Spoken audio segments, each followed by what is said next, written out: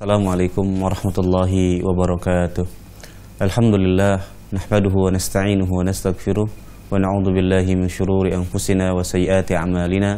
Man yahdihillahu fala mudilla lahu wa man yudlil fala hadiya lahu. Wa asyhadu an la ilaha illallah wahdahu la syarika lahu wa asyhadu anna nabiyyana Muhammadan abduhu wa rasuluh la nabiyya ba'dah. Alhamdulillah, segala puji bagi Allah Subhanahu wa taala di pagi hari ini setelah kita tadi melaksanakan salat subuh secara berjamaah. Alhamdulillah, di pagi hari ini kita menemani Anda semua pemirsa Ahsan TV dalam program kajian rutin setiap Sabtu pagi bersama guru kita Al-Ustaz Syahrul Fatwa hafizahullah taala, masih membahas tentang sebuah judul kitab, yakni 40 hadis seputar wanita yang dikarang oleh Syekh Muhammad Syakir Asy-Syarif, yang alhamdulillah setelah beberapa pekan yang lalu karena Ustadz Qadirul Syafa'al sedang sakit, alhamdulillah di pagi hari ini insya Allah Ustadz akan melanjutkan pembahasan dan kita telah sampai di bab tentang menggapai pernikahan penuh berkah. Dan insya Allah Ustadz akan melanjutkan di hadis yang ke-21, yakni tentang tidak memaksa perempuan untuk menikah dengan laki-laki yang tidak disukai, yang kami bahas nanti insyaallah taala di pagi hari ini. Kami persilakan bagi Anda para pemirsa Ahsan TV yang memiliki kitab terjemah, silakan Anda buka di halaman 185. Sekali lagi, bagi Anda yang memiliki kitab tersebut, silakan Anda membuka di halaman 197 dari kitab tersebut.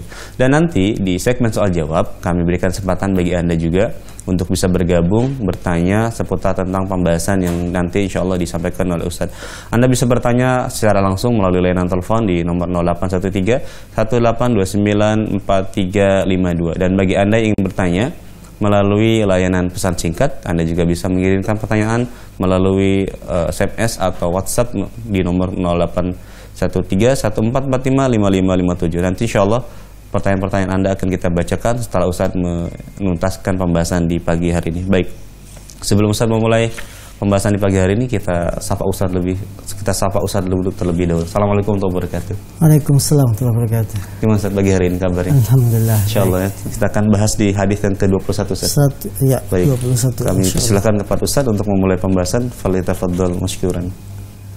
Bismillahirrahmanirrahim. Innalhamdalillah nahmaduhu wa nasta'inuhu wa nastaghfiruh wa na'udzu billahi min syururi anfusina wa min sayyiati a'malina. May yahdihillahu fala mudilla lahu wa may yudlil fala hadiyalah.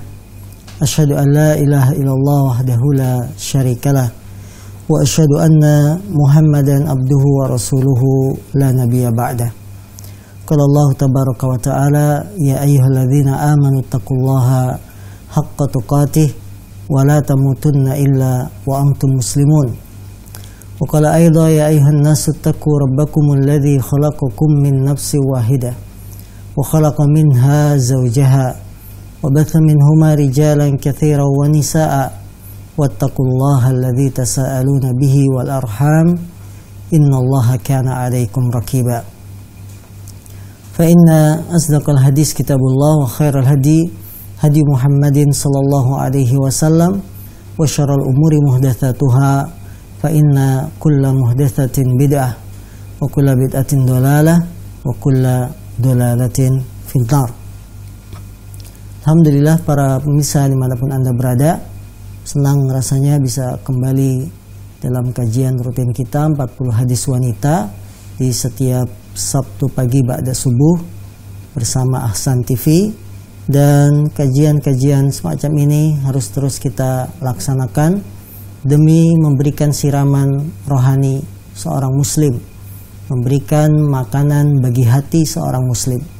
Karena makanan hati adalah ilmu, makanan hati adalah nasihat yang tertuang dalam Al-Quran dan dalam hadis Nabi SAW.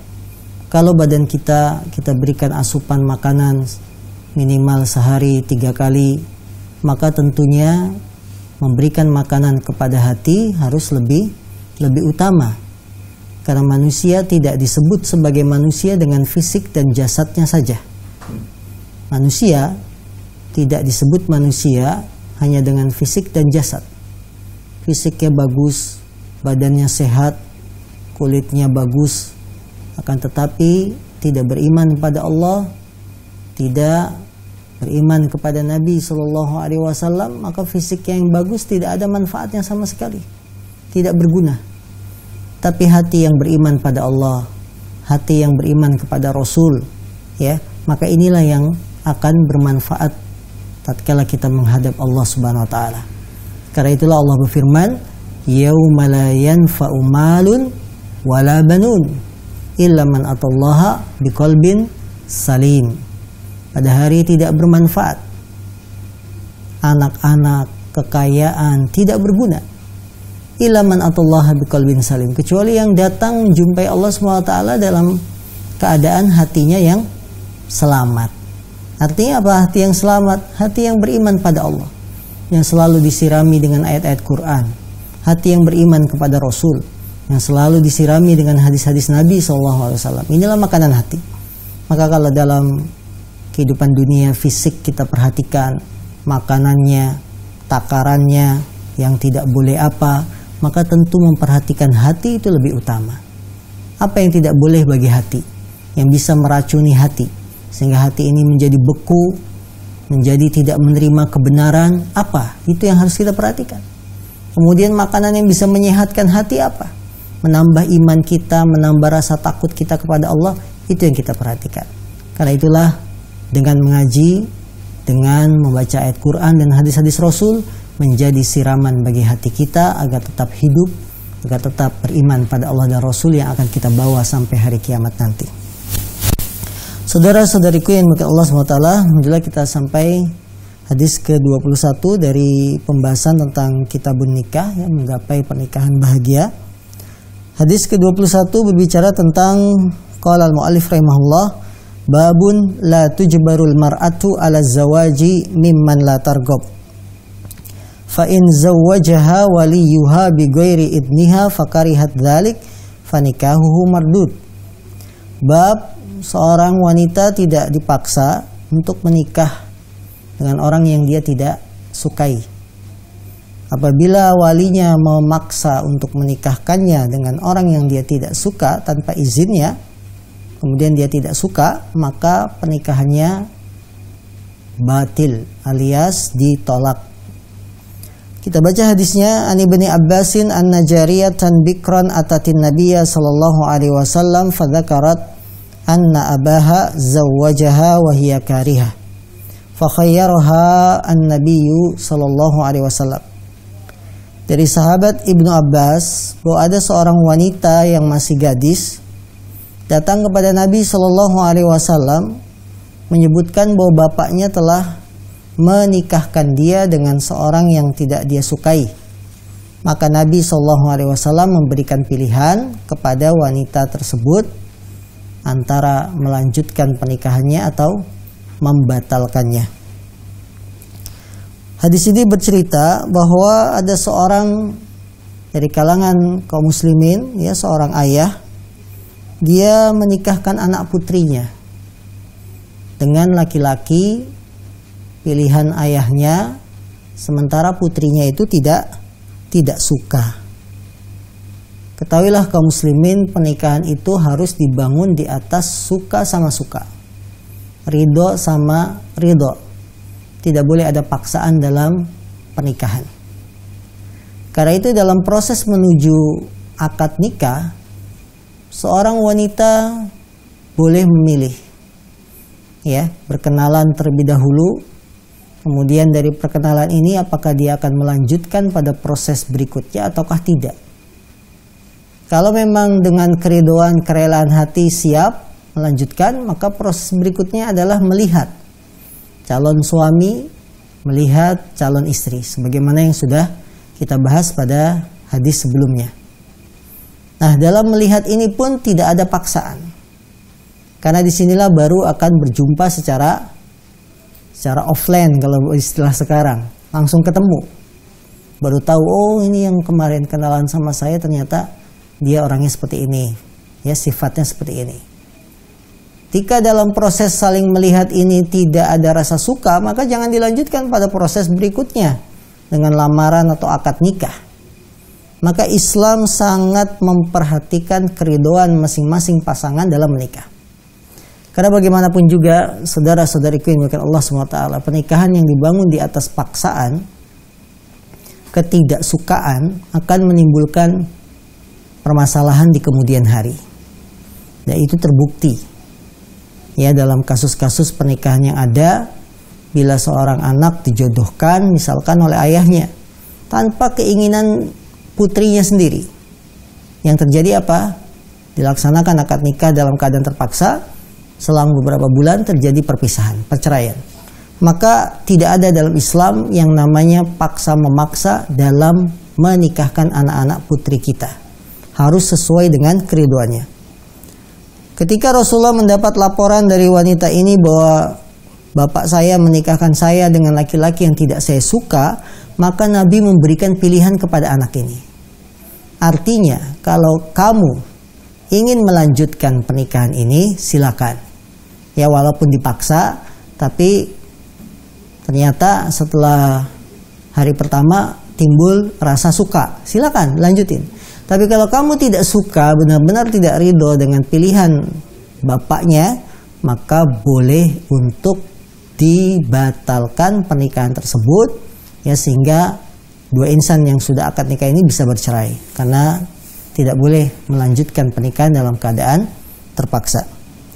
Pelajaran yang bisa kita ambil dan kita petik dari hadis yang mulia ini, ya, yang pertama adalah tidak boleh memaksa seorang anak wanita untuk menikah dengan laki-laki yang dia tidak suka, yang tidak ridho. Ya, wajib mengambil pendapat si wanita atau anak putri kita tersebut untuk menikah. Dan apabila ada laki-laki yang melamar anak putri kita, kita wajib mengambil pendapatnya. Dalam masalah ini tidak lepas dari dua keadaan. Keadaan pertama, bila anak putri kita merupakan seorang wanita yang masih gadis. Ya. Seorang wanita yang masih gadis. Maka bila anak putri kita adalah seorang wanita yang masih gadis, wajib kita meminta pendapatnya dan tidak boleh dipaksa. Dalam hadis Rasulullah SAW mengatakan, wa idnuha somatuha. Izinnya anak gadis itu ridho untuk dinikahi somatuha. Dia diam. Ya, karena gadis itu umumnya masih malu, belum tahu urusan pernikahan. Ketika ditanya ayahnya, kamu mau tidak menikah dengan dia? Dia datang melamar kamu. Kalau dia diam, apalagi diamnya sambil senyum-senyum, mesem-mesem, ya, maka tandanya setuju. Kalau diamnya sambil menangis, bagaimana? Si anak gadis ini diam, tapi mencucurkan air mata. Ada dua kemungkinan. Menangisnya karena bahagia, alhamdulillah saya laku juga gitu. Bisa kemungkinan kedua, menangisnya karena tidak suka, benci. Kok milihnya yang kayak begini sih, akhirnya nangis. Ya. Maka harus diperhatikan. Bagi orang tua, ketika anaknya diminta pendapat, kamu mau tidak menikah dengan dia, kemudian dia diam tapi menangis, maka dilihat alamatnya. Kalau menangisnya menangis bahagia, berarti tanda setuju. Namun bila menangisnya tanda tidak suka, maka ini dia tidak setuju. Ya. Ini bila anak putri kita adalah seorang wanita yang masih gadis, belum menikah. Maka wajib diminta pendapatnya. Tidak boleh kita paksa. Karena tidak ada paksaan dalam menikah. Yang akan menjalani roda kehidupan pernikahan siapa? Putri kita. Yang kedua, wanita yang akan menikah ini, anak putri kita ini, sudah pernah melakukan pernikahan. Alias apa? Janda. Apabila ada orang yang melamar putri kita dan putri kita ini statusnya janda, maka si anak wanita yang sudah pernah menikah ini, dia lebih berhak terhadap dirinya dengan tetap meminta izin kepada wali. Alhamdulillah. Apa maksudnya? Dia lebih berhak menentukan pilihan, karena wanita anak perempuan yang sudah pernah menikah tentu sudah punya pengalaman. Dia lebih berhak menentukan pilihan laki-lakinya dengan tetap mempertimbangkan pendapat wali atau orang tua. Nah, orang tua tidak boleh memaksa. Kalau anak putri kita yang sudah menikah ini dilamar orang, ya, karena sudah bercerai, sudah jadi janda, anak putri kita dilamar orang, maka dia lebih berhak menentukan pilihannya. Dan wali tidak boleh memaksa. Kalau dia menolak, maka wali tidak boleh memaksa anak putri tersebut. Ini yang menjadi permasalahan kita. Jadi tidak boleh kita memaksa anak perempuan untuk menikah dengan laki-laki yang dia tidak suka. Karena bagaimanapun juga rumah tangga itu harus dibangun dengan rasa suka. Karena itulah Nabi SAW menganjurkan kita melihat calon wanita. Apa hikmahnya? Disebutkan dalam hadis, agar kalian lebih langgeng. Langgeng itu apa? Lebih lama dalam menjalani kehidupan pernikahan, karena dibangun rasa suka. Orang kalau ada rasa suka akan timbul sayang. Ya, kalau sudah sayang, dia akan bertanggung jawab dengan istri dan anak-anaknya. Maka inilah hikmah yang sangat besar bagaimana Islam mengatur pernikahan. Tidak boleh kita memaksa anak perempuan atau siapapun yang berada di bawah perwalian kita untuk menikah dengan orang yang laki-laki yang dia tidak suka.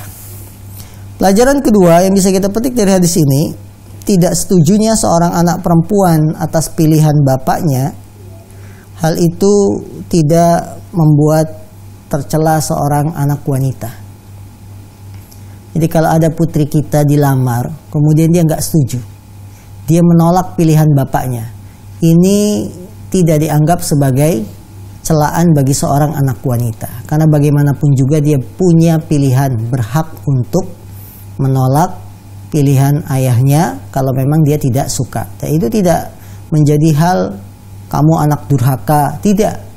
Ya, tidak dianggap sebagai suatu hal yang membuat dirinya tercela, tidak. Karena wanita dia sadar bahwa saya menikah itu tidak untuk main-main 1 bulan 2 bulan. Menikah itu untuk menjalin hubungan dalam waktu yang lama. Sebagaimana kita kalau memilih barang-barang, ya tentu dengan kualitas yang bagus pilihan barang kita, atau bahkan yang branded. Nah, bagaimana lagi kita memilih pasangan hidup? Kalau dalam urusan dunia saja kita milih barang-barang yang bagus, yang kualitasnya baik. Nah, untuk pasangan hidup tentu lebih utama. Karena tentunya kita akan berpikir jauh panjang ke depan. Saya nanti akan punya anak, saya akan membangun rumah tangga. Bagaimana kalau pemimpin saya, imam saya, orang yang tidak saya sukai? Ya, maka harus memilih pasangan-pasangan yang memang saling ridho dan saling suka. Pelajaran juga yang bisa kita petik dari hadis ini, seorang anak perempuan melaporkan bapaknya kepada seorang hakim, ya, tidak dianggap sebagai bentuk durhaka kepada ayah. Ini kan kisahnya anak perempuannya lapor pada Nabi, bapak saya nikahin saya dengan laki-laki yang saya tidak suka. Nah, ya, tidak dianggap sebagai bentuk durhaka kepada orang tua. Wah, anak durhaka, bapaknya sendiri dilaporin ke hakim. Nah, dalam hal ini kan Rasul, bapaknya sendiri kok malah dilaporkan ke penguasa, kepada pemimpin. Ya, bukan begitu. Karena ini adalah urusan pernikahan. Bapak, betul bapak, dia sebagai orang tua kita. Namun orang tua juga punya wilayah-wilayah yang tidak boleh melanggar kedudukannya sebagai orang tua. Ketika orang tua sudah intervensi, ya, menekan anak, kamu harus setuju dengan pilihan saya, ini berarti sudah memasuki wilayah anak yang seharusnya orang tua tidak masuk ke wilayah tersebut. Ya. Ketika anak ini akan menikah, betul orang tua yang mengurusi, yang menentukan setuju atau tidak, tapi dia tidak boleh memaksa keinginan sendiri untuk putrinya. Karena ini sudah bersinggungan dengan wilayah pernikahan, keridoan seorang anak perempuan yang harus diminta izinnya. Ya. Karena itu seorang orang tua, apakah ayah, apakah ibu, dia harus memahami posisi saya sampai mana. Ya, kewenangan saya sebagai orang tua, saya berwenang kepada anak saya sampai mana. Karena terkadang ada orang tua yang tidak memahami wewenang hak kewajibannya. Ketika anak putrinya sudah menikah, dibawa oleh suaminya, orang tua masih keberatan, bahkan intervensi, ya, menekan anak perempuannya, kamu ngapain sih lebih ikut suamimu, kamu kan sudah ayah kuliahkan dari mulai TK sampai lulus kuliah. Ya, kalau kamu lebih patuh suamimu, sudah kembalikan biaya kuliahnya. Misalnya begitu. Ini berarti kan orang tua tidak memahami posisinya. Saya sebagai orang tua batasannya itu sampai mana ketika anak sudah menikah. Ya, alangkah bagusnya kalau kita memahami posisi kita sebagai orang tua kepada anak, wilayah apa yang tidak boleh saya masuk ke sana. Ketika melihat anak bertengkar dengan suaminya, ya, bagaimana kita tidak ikut campur dalam urusan pertengkaran rumah tangga anak putri kita. Ya, kecuali ketika mereka sudah minta bantuan kita. Ya, terkadang ini yang harus kita pahami sebagai orang tua. Kita bisa memahami wilayah-wilayah yang memang itu adalah hak privasi anak, yang kita tidak boleh masuk, ya. Demikian juga ya hal-hal yang menjadi tanggung jawab orang tua sampai mana. Jangan sampai kehidupan rumah tangga kita antara ayah, ibu dengan anak pecah cuma gara-gara kita tidak memahami posisi kita sebagai orang tua. Maka dalam hadis ini ketika anak perempuan ini melapor pada Rasul, melaporkan bapaknya bahwa dia menikahkan dirinya dengan laki-laki yang dia tidak suka, hal itu bukan sebagai bentuk durhaka kepada ayah, bukan sebagai bentuk durhaka kepada orang tua, karena bagaimanapun juga dia punya pilihan, dia yang akan menjalani kehidupan rumah tangganya. Pelajaran berikutnya yang bisa kita petik dari hadis ini, seorang gadis, wanita yang masih gadis, dia biasanya tidak malu untuk menampakkan perlawanan, ya, dan ketidaksetujuan. Nah, karena masih muda. Ya, orang wanita yang masih gadis, anak-anak ya masih gadis, yang memang dia sudah siap untuk menikah, usia nikah, biasanya lebih berani untuk mengungkapkan saya nggak suka sama dia, saya tidak suka dengan pilihan ayah. Nah, itu anak-anak wanita semacam ini lebih baik kalau memang dalam perkara yang baik. Ya. Kalau memang pilihan orang tua tidak tepat, kemudian dia mengungkapkan tanpa rasa malu, hal itu tidak mengapa. Jadi boleh bagi anak perempuan untuk menampakkan ketidaksetujuan, walaupun kepada orang tua sendiri. Ya, walaupun kepada orang tua sendiri. Dan ini bukan disebut membangkang pada orang tua, tidak. Karena itu para orang tua dalam urusan nikah, hendaknya kita itu kumpul bareng dengan anak. Diskusi. Berbicara dari hati ke hati. Nak, gimana? Ini ada laki-laki soleh, ya. Ya, kalau dari sisi ekonomi belum mapan banget, tapi dilihat dia itu punya tanggung jawab.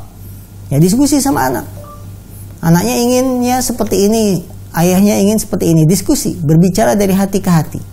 Sehingga ketika akan dilanjutkan proses pernikahan, anak perempuan kita pun menjalaninya dengan rasa senang, bahkan rasa bahagia.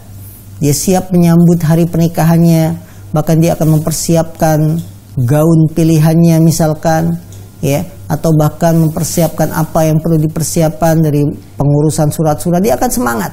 Namun kalau orang dipaksa, yang namanya terpaksa, tidak ada keridoan, maka akan menjadi penyakit dalam rumah tangga. Karena itulah kita harus memahami psikologi anak kita, bahwa seorang anak perempuan tidak boleh dipaksa untuk menikah dengan laki-laki pilihan kita yang dia tidak suka. Pelajaran juga yang bisa kita petik dari hadis ini, bolehnya wanita berbicara kepada laki-laki ketika dibutuhkan.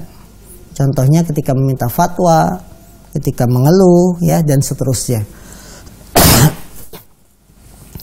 Dalam hadis ini, anak perempuan tersebut datang menemui Nabi Shallallahu Alaihi Wasallam. Kemudian dia berbicara kepada Rasul SAW. Wahai Rasulullah, bapak saya menikahkan saya dengan laki-laki yang saya tidak suka.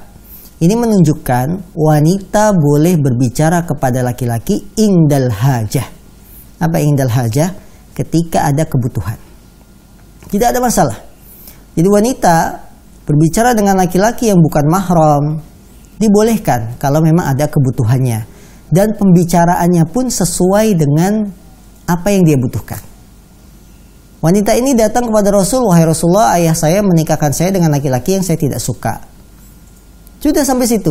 Kemudian Nabi menjawab, kamu boleh memilih lanjutkan pernikahan atau membatalkan pernikahan. Nah, ini menunjukkan pada kita semua bahwa wanita dibolehkan berbicara dengan laki-laki kalau ada hajahnya dan tentunya sesuai kebutuhan. Dengan pembicaraan yang wajar, tidak dibuat-buat lembut, tidak dibuat-buat yang bisa membuat fitnah bagi laki-laki yang mendengar. Nah, pelajaran juga yang bisa kita petik dari hadis yang mulia ini, bolehnya mendengarkan ucapan wanita saat di majelis hakim, ya, ketika dia lapor tentunya akan didengar suaranya, itu tidak ada masalah. Jadi mendengarkan suara wanita dibolehkan. Suara wanita bukanlah aurat kalau dalam pembicaraan yang wajar, dia bukan aurat. Melapor, meminta fatwa, bertanya suatu permasalahan agama, dia bukan aurat. Karena kalau suara wanita itu aurat, tentu tidak akan sampai pada kita hadis dari Aisyah. Bagaimana Aisyah bisa menyampaikan hadis tentang kehidupan Rasul? Ya, itu karena Aisyah mendengar dari Nabi, kemudian Aisyah menceritakan ke orang lain. Suara wanita akan menjadi aurat kalau suaranya digunakan untuk satu hal yang kemaksiatan. Ya, merayu, melembut-lembutkan suara, dibuat-buat ganjen, tahu ganjen ya? Ganjen itu dibuat-buat genit, ya. Nah, ini akan menjadi aurat karena tujuannya apa? Memfitnah orang yang mendengar. Tujuannya untuk menarik perhatian orang yang mendengar. Ini tidak boleh kalau seperti ini. Namun kalau dalam pembicaraan yang wajar, suara wanita bukanlah aurat. Pelajaran juga yang bisa kita petik dari hadis ini, taat kepada bapak, ya, bukan perkara yang wajib bila dalam kemaksiatan, bila dalam dosa, ya. Jadi ketika kita menghadapi orang tua kita melakukan kesalahan, maka bukan sebuah ketaatan kita untuk mengikutinya. Karena Rasulullah mengatakan la ta'ata li makhlukin fi maksiatil khaliq. Tidak ada ketaatan kepada makhluk dalam memaksiati al-Khaliq Allah. Maka orang tua yang bersalah dinasehati. Ya, kita tidak wajib mengikutinya kalau orang tua itu memerintahkan yang salah, menyuruh yang keliru, atau bahkan berbuat maksiat, dosa, kesyirikan, dan lain-lain, tidak boleh. Allah SWT juga berfirman, wa in jahadaka ala an tusyrika bima laisa laka bihi ilm fala tutihuma. Apabila kedua orang tuamu memaksamu untuk berbuat kesyirikan kepadaku, fala tutihuma, kata Allah. Jangan kalian mentaati keduanya. Jadi kalau ada orang tua menyuruh kita berbuat syirik, orang tua menyuruh kita berbuat dosa, maka jangan ditaati. Nak, belikan rokok, nak, belikan minuman keras, jangan ditaati. Dan itu bukan bentuk durhaka anak kepada orang tua, tidak. Jadi tidak setiap ucapan orang tua wajib ditaati, dilihat, ditimbang. Apakah ini kebaikan ucapannya, perintahnya ini kebenaran, atau perintahnya berupa dosa.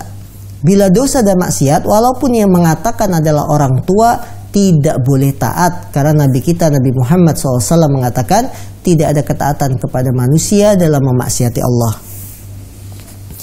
Baik, ini hadis ya yang kita kaji. Pelajaran berikutnya, bahwa seorang wanita apabila sudah menikah dan dia dalam kondisi terpaksa, maka janganlah dia memberikan kesempatan pada suaminya untuk menggaulinya. Kalau memang dia tidak suka, dari awal bilang. Jangan sampai ya ketika terpaksa kemudian suaminya menggaulinya, baru setelah itu terus terang. Nah, ini akan mengakibatkan masalah berikutnya. Bagaimana dengan janin anak yang sudah dikandung, ya, kalau terjadi perpisahan. Maka kalau memang saat dirinya menikah itu dipaksa, tidak suka, dari awal sudah langsung lapor, saya tidak suka pernikahan ini, ya, supaya tidak terjadi hal-hal yang mengakibatkan akibat buruk bagi wanita tersebut. Kalau wanita sudah punya anak bercerai, maka akan ditanggung oleh siapa? Oleh ibunya yang melahirkan. Nah, ini kan akan menimbulkan permasalahan berikutnya. Baik, hadis kedua, babun la yasluh an tashtarital mar'atu li zawjiha alla tatazawwaj ba'da mautih. Bab tidak bolehnya seorang wanita membuat syarat kepada suaminya agar tidak menikah lagi setelah kematiannya. An Ummi Mubashshir anna Nabiyya sallallahu alaihi wasallam khataba imra'atal Barra' ibn Ma'rur faqalat inni syarattu li zawji alla atazawwaja ba'dah faqala Nabiyyu sallallahu alaihi wasallam in hadza la yasluh. Dari Ummi Mubashshir bahwasanya Nabi SAW melamar istri Bara' bin Ma'rur. Maka istri Bara' bin Ma'rur ini berkata, saya telah membuat syarat kepada suamiku agar aku tidak menikah setelah dia meninggal. Maka Nabi mengatakan, sungguhnya perkara ini tidak boleh. Ceritanya bahwa ada seorang wanita, istrinya Bara' bin Ma'rur. Bara' bin Ma'rurnya meninggal dunia, ya. Kemudian dilamar oleh Rasul SAW istri tersebut, tentunya setelah masa iddahnya selesai, ya. Akan tetapi karena saking cintanya si istri ini kepada Bara' bin Ma'rur, dia sampai membuat syarat, saya tidak akan menikah lagi setelah kamu meninggal dunia, ya. Ketahuilah kaum muslimin yang dimuliakan Allah Subhanahu wa taala, Rasulullah ketika mendengar jawaban seperti ini, Rasul langsung mengatakan sungguhnya hal itu tidak boleh. Kenapa Rasulullah mengatakan demikian? Karena wanita butuh laki-laki. Laki-laki butuh wanita. Kalau kita sampai membuat syarat kepada suami kita sendiri, saya tidak akan menikah lagi karena kamu adalah suami yang terbaik. Tidak ada duanya di dunia ini misalkan, ya. Ini akan menyiksa dirinya sendiri. Terlebih lagi kalau si wanita ini masih muda. Ditinggal oleh suaminya meninggal dunia, dia masih muda. Yang dia butuh dengan laki-laki. Tidak bisa dipungkiri, tidak bisa dibohongi. Wanita itu butuh dengan laki-laki. Begitupun laki-laki butuh kepada wanita. Maka kita jangan sampai menyiksa diri kita hanya karena berpegang dengan syarat yang sudah dibuat. Padahal kehidupan itu butuh ketenangan. Kehidupan itu butuh kecintaan, ya. Dan termasuk fitrah laki-laki mencintai wanita, wanita mencintai laki-laki, itu fitrah. Maka bayangkan ketika seorang wanita ditinggal suaminya yang selama ini mengurusinya, menafkahinya, kemudian suaminya tidak ada. Dia akan kesepian. Kesepian dari sisi nafkah, kesepian dari sisi fisiknya, tidak ada yang mendampingi, menemaninya. Tentu bahayanya akan lebih besar kalau dia memaksakan berpegang dengan syarat, saya tidak akan menikah lagi setelah suami saya meninggal dunia, ya.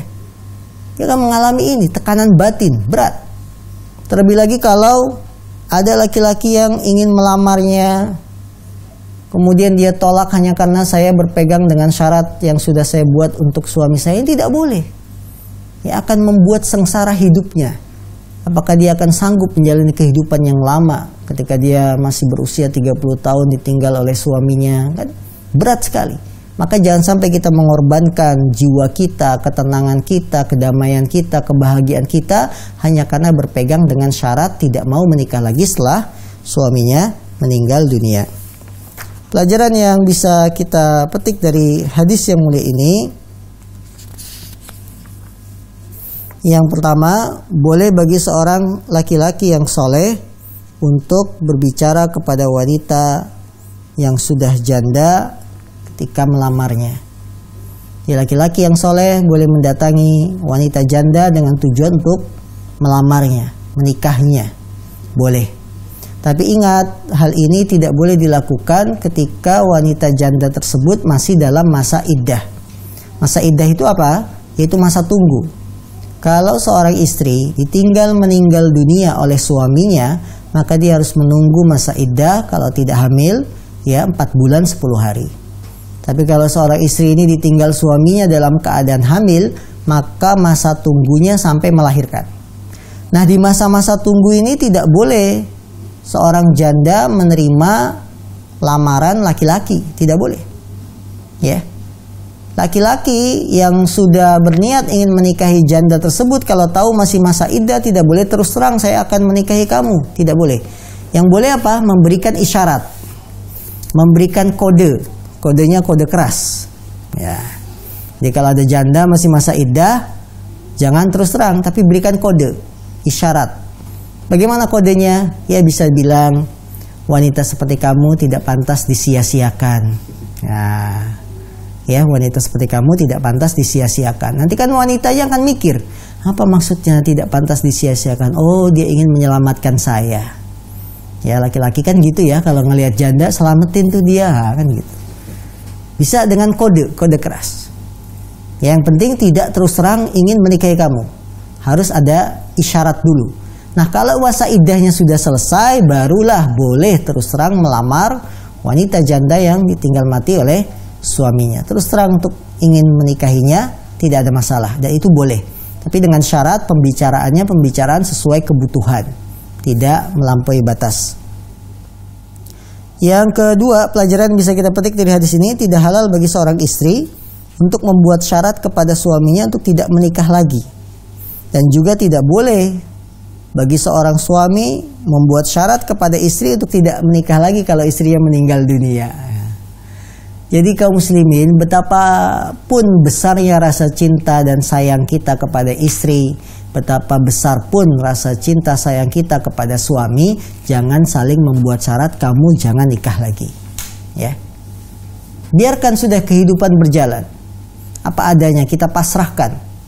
Jadi kalau istri kita duluan yang meninggal dunia, kita sebagai suami jangan membuat syarat, saya tidak akan menikah lagi karena kamu wanita terbaik, saya ingin berdampingan denganmu nanti di surga. Ya, jangan seperti itu. Sudah, jalani kehidupan apa adanya. Ya, kalaupun istri kita qadarullah Allah menentukan meninggal dunia, ya sudah. Kemudian kita ingin menikah lagi, bukan sebuah larangan. Walaupun baru 1 hari misalkan. Kejam banget ini suaminya, baru istri yang meninggal kemarin, lusa sudah nikah. Tidak ada masalah, karena pernikahan itu adalah kebutuhan untuk kebaikan dunia, bahkan menuju kebaikan akhirat. Begitupun seorang istri tidak membuat syarat kepada suami yang kalau kamu bang meninggal duluan bang, saya nggak akan nikah lagi bang. Ya. Saya ini wanita setia, hidup dan mati bersama misalkan. Dilihat kebutuhan dia. Ya, beda dengan kalau si istri ini sudah berusia lanjut 60 tahun, 65 tahun yang sudah tidak ada syahwat. Ya, suaminya meninggal, dia sudah tidak berpikiran untuk menikah lagi, tidak ada masalah. Karena dia lebih melihat kebaikan dirinya. Saya lebih tenang di usia 65 ini untuk banyak ibadah. Ya tidak ada, karena usia-usia begitu sudah tidak lagi ada syahwat untuk berhubungan misalkan dengan laki-laki. Nah, ini perlu diperhatikan. Jadi kita lihat kebaikan mana yang lebih besar, itu yang kita ambil.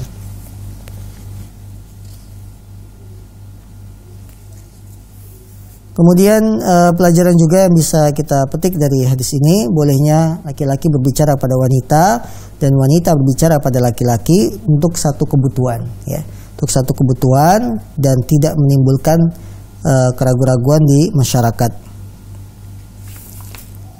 Baik, ini yang bisa kita ambil dari 2 hadis pada pagi hari ini, para pemirsa yang dimuliakan Allah SWT. Ya, sehingga kita bisa memahami betapa indahnya aturan Islam dalam pernikahan. Bahwa pernikahan yang bahagia adalah pernikahan yang dibangun di atas suka sama suka, ridho dengan ridho kepada masing-masing pasangan. Tidak ada paksaan, baik paksaan itu datang dari orang tua sendiri atau dari pihak-pihak yang lain. Kemudian pernikahan yang bahagia itu adalah pernikahan yang ketika masing-masing pasangan ya menghormati pasangannya, kemudian memperhatikan kondisi dirinya. Kalau istrinya meninggal dunia, dia melihat kebaikan apa yang bisa saya ambil, apakah dengan menikah lagi ataukah tidak. Ini harus kita pertimbangkan. Jangan sampai kita membuat syarat tidak akan menikah lagi kalau pasangan saya meninggal, sementara memberikan bahaya dampak buruk bagi kita. Kita malah terjatuh dalam perbuatan zina, malah bergaul dengan laki-laki tanpa ikatan yang sah. Ini tentunya dosanya lebih besar. Lebih baik kita menikah walaupun harus melanggar syarat, hal itu tidaklah mengapa karena kebaikannya yang lebih besar yang bisa kita harapkan. Naam, wallahu a'lam. Barakallahu fiik wa jazakumullahu khairan atas penjelasan dari Ustaz di hadis yang ke-21 dan di hadis yang ke-22. Baik, tibalah saatnya kami berikan kesempatan bagi Anda para pemirsa Hasan TV untuk bisa bergabung dalam segmen soal jawab. Kami persilakan bagi Anda yang ingin bergabung bisa menghubungi kami di nomor 0813-1829-4352. Adapun bagi Anda yang ingin bertanya melalui layanan pesan singkat baik SMS maupun WhatsApp, silakan bisa mengirimkan pertanyaan di nomor 0813-1445-5557. Insya Allah nanti pertanyaan-pertanyaan Anda kita akan bacakan setelah jeda berikut ini insya Allah. Para pemirsa yang dirahmati Allah Subhanahu wa taala, kami berikan kesempatan bagi Anda di pagi hari ini dalam segmen soal jawab. Kami persilakan bagi yang ingin bertanya secara langsung, kami persilakan menghubungi kami di nomor 0813 1829 4352. Adapun bagi Anda yang bertanya melalui layanan pesan singkat, silakan mengirimkan pertanyaan di nomor 0813 14455557. Sudah ada penelpon yang masuk, kami persilakan. Halo, assalamualaikum. Ya, kami persilakan.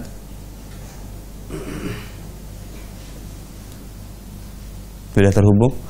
Kami persilakan telepon yang masuk. Halo, assalamualaikum. Waalaikumsalam. Saya dari Ibu Indah. Ibu Indah, di mana Ibu Indah? Saya di Bekasi. Di Bekasi. Baik, silakan pertanyaannya Ibu Indah. Ini pertanyaannya kayaknya di luar itu deh Pak, di luar tema. Baik, silakan. Jadi gini, suami saya itu meminta izin untuk menikah lagi sama saya. Cuman yang mau dinikah ini kan teman kerja. Nah terus kan dia meminta izin dulu sama saya. Kalau boleh dia mau, dia bilang. Tapi kalau tidak, istri saya tidak setuju, ya udah dia nggak mau. Cuman yang saya pertanyakan, berdosakah dia berkomunikasi sebelum berhubungan? Jadi tidak berpegangan atau apa, tapi dia berkomunikasi selama 7 bulan sama si perempuan itu, Pak Ustadz. Itu satu yang saya pertanyakan. Kedua, saya pernah bilang kalau memang saya tidak mau dipoligami, saya bilang gitu. Terus saya bilang, apakah saya berdosa kalau saya minta persyaratan seperti ini? Kalau saya tidak mau, kalau suatu saat nanti saya meninggal duluan, saya nggak ridho kalau dia menikah dengan wanita itu. Apakah saya berdosa? Itu aja pertanyaan saya. Terima kasih. Baik. Cukup Indah pertanyaannya? Udah itu aja. Makasih Pak Ustadz. Baik. Ya, assalamualaikum warahmatullahi wabarakatuh. Silakan Ustaz, pertanyaan dari Ibu Indah di Bekasi. Baik, kepada Ibu Indah di Bekasi, beliau menanyakan suaminya meminta izin kepada beliau untuk menikah lagi dengan teman wanita satu pekerjaan. Kemudian karena diminta izin, istrinya ini, Bu Indah ini, kalau memang tidak setuju maka suaminya tidak jadi menikah. Kalau setuju tentunya akan terjadi pernikahan. Namun yang menjadi pertanyaan, berdosakah suami saya selama 7 bulan ini sudah komunikasi intens dengan teman wanita satu pekerjaannya, ya walaupun tidak bergandengan tangan dan lain-lain? Jawabannya, suami ibu telah berdosa melakukan komunikasi yang rutin, komunikasi yang hangat dengan seorang wanita yang dia bukan mahramnya. Tentunya walaupun hanya bentuknya komunikasi pasti akan ada, ya, bercanda, akan ada kata-kata romantis. Apalagi orang yang sedang dimabuk asmara, bahkan dia sudah ingin mengajak ke jenjang pernikahan, tentunya akan ada kata-kata seperti itu. Yang ini akan membawa fitnah besar bagi seorang laki-laki ketika berhubungan 7 bulan dengan seorang wanita, komunikasinya rajin, intens, ya, sehingga terjalin hubungan yang baik. Nah, ini harus dihindari. Kalau memang dia ingin niat menikahinya, putuskan dari awal. Begitu kenal dengan wanita teman kantornya dan ada ketertarikan, putuskan langsung. Saya akan menikahinya atau tidak. Minta izin pada istri, tidak diizinkan, sudah langsung selesaikan, putus. Tidak ada komunikasi. Ini terjalin sampai 7 bulan hubungan komunikasinya. Ya, maka tentu suami ibu telah melanggar apa yang dilarang dalam agama ini, berhubungan dengan seorang wanita tanpa ada kejelasan ya akan melanjutkan pernikahan ataukah tidak.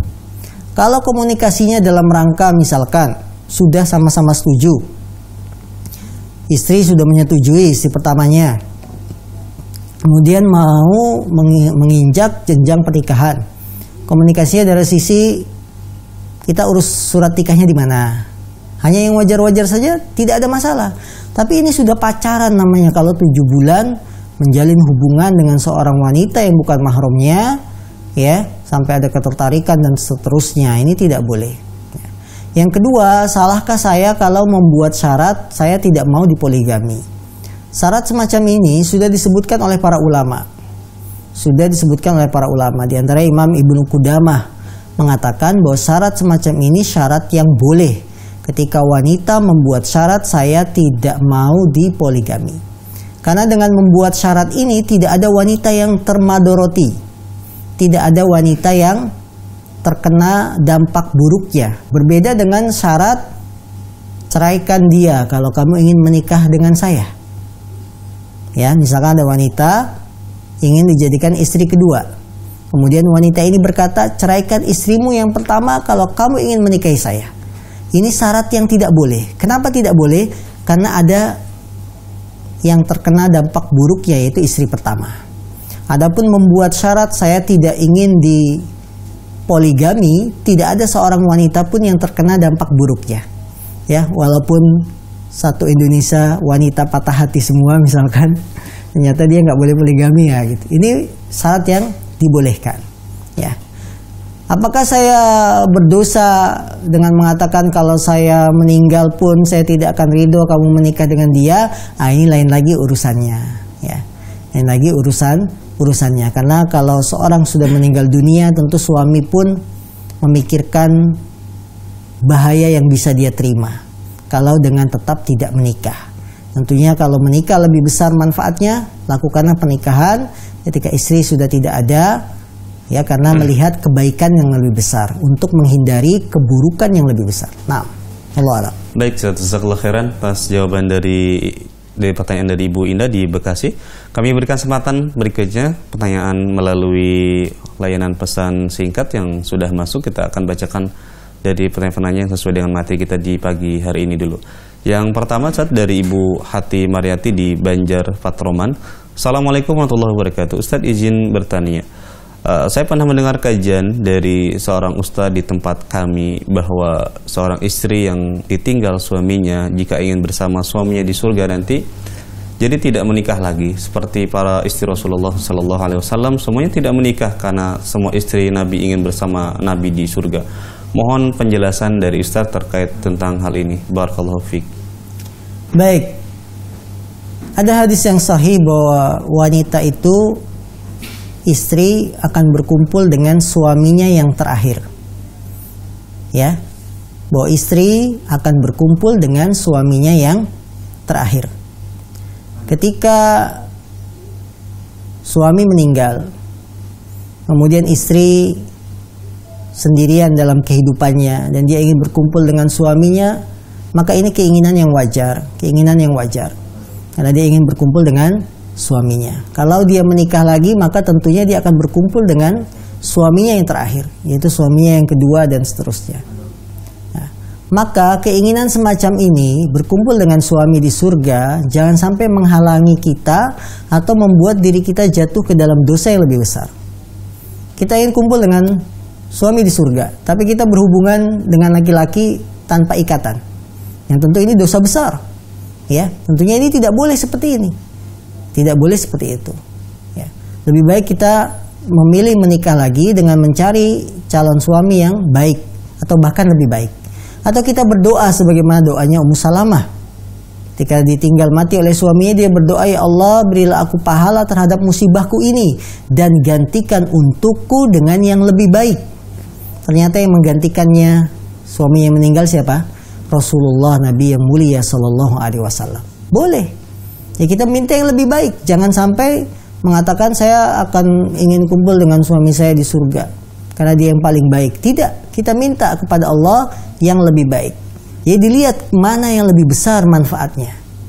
Ketika usia kita sudah 60 tahun mungkin tidak ada masalah kita tidak menikah lagi karena ya sudah badan sudah mulai lemah, ya tidak ada keinginan untuk berhubungan dengan laki-laki, maunya fokus ibadah, itu tentu lebih besar dia dengan tidak menikah.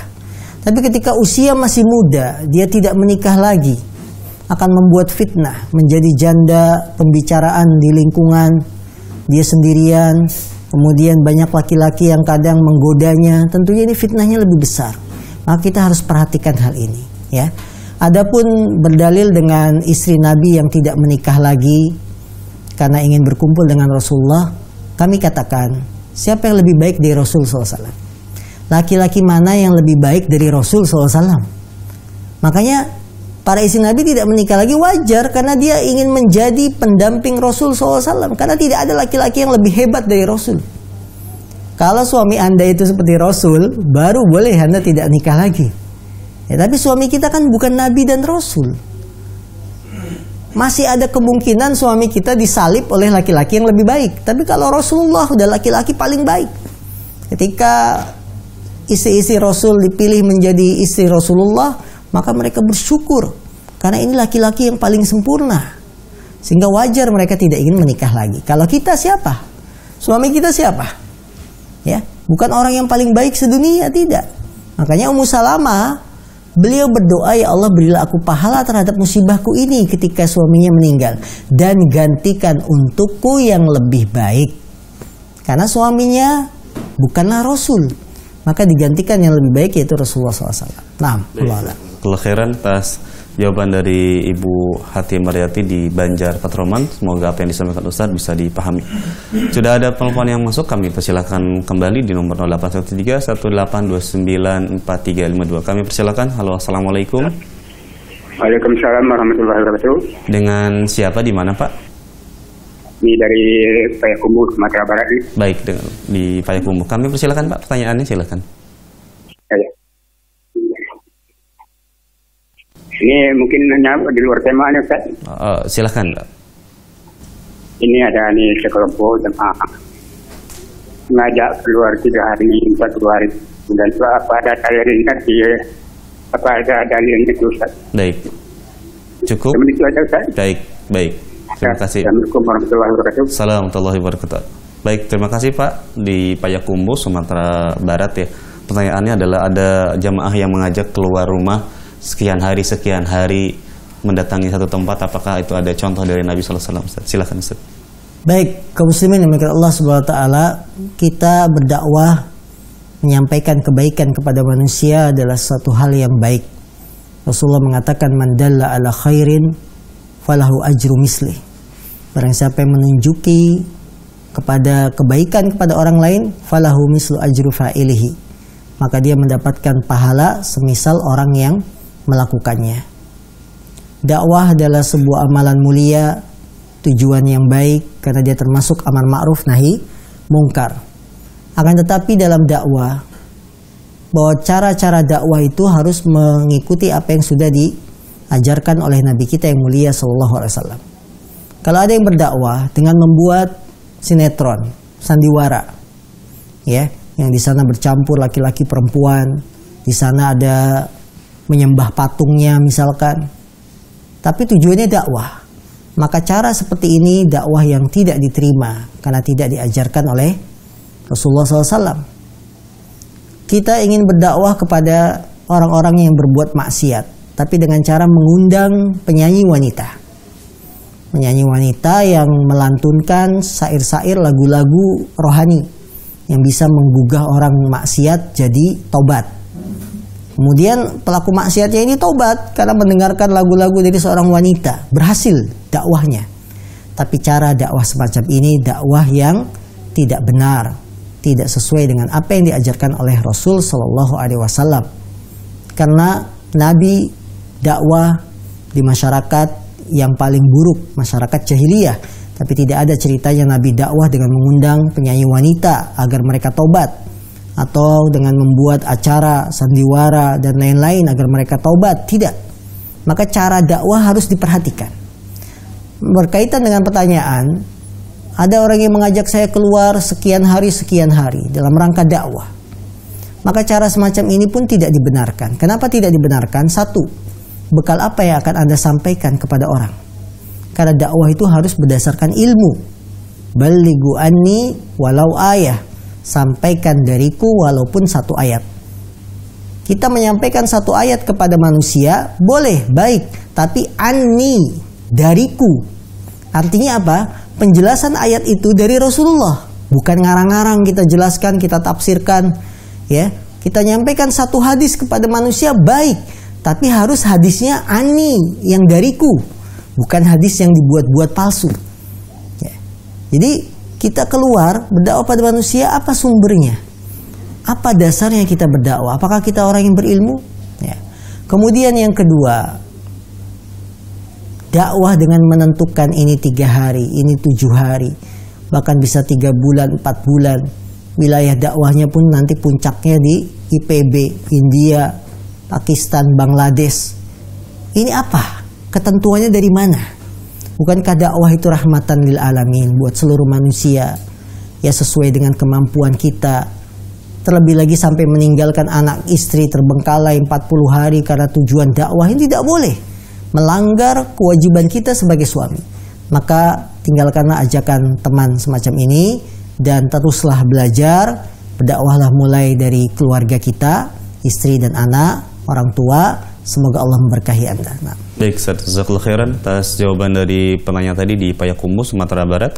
Karena waktu yang terbatas, pertanyaan tadi sebagai penutup kita di kesempatan pagi hari ini. Kita melihat cukup baik, jazakallahu khairan. Kami ucapkan jazakallahu khairan pada Ustadz yang telah meluangkan waktu di pagi hari ini untuk bisa berbagi ilmu, memberikan faedah kepada kita semua. Semoga apa yang disampaikan oleh Ustadz bisa kita pahami dan bisa kita amalkan dalam kehidupan sehari-hari.